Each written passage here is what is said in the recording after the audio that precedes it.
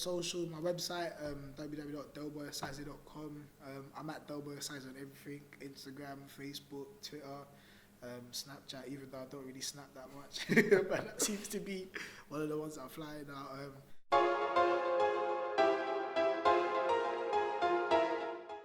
The Punching Preacher. It's a name that's been trending on social media. I know. It's been buzzing around everywhere. Yeah. It's slowly becoming a brand. Yeah. Talk us how you came about that name. Yeah, the funniest thing, I didn't even like the name at first. Like, I remember it was my manager, Jimmy Gill. And even before I became an ordained youth pastor, he's been calling me the Punching Preacher for the longest time. And I remember at first, I just thought, oh, this is kind of, it's like he's taking a mick, like, because it sounds like some WWE character, the Punching Preacher, do you know what I mean? But it was crazy because after some time, I really began to warm to it. And for me, it's not a lie. I do punch sometimes and I do preach, like literally, like I do preach, you know what I mean, being in my role as a youth pastor. So it's kind of just stuck to me and it's made a lot more sense. And I think for me, the more important thing from the nickname is that it always draws up interesting conversations where it allows me to sort of kind of share my faith with other people.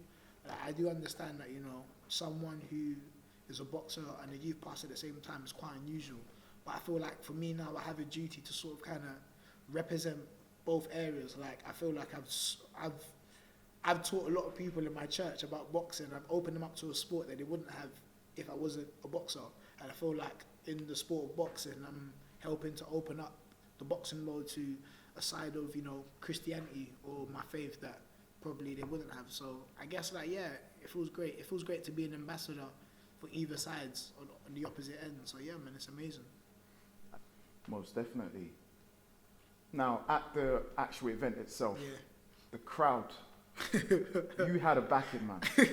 Would you say they had an impact on your performance as well? Because watching it, I was just hearing, Derrick Osaze, Punching Preacher, you know what I'm saying? So, like, talk us through having such a massive fan base like that, and how it persevered you through. Some chants I never even heard before myself. Nah, they were amazing. They were amazing. Like I said, I was so zoned in that a lot of the stuff that was happening went over my head. Like, I didn't even know.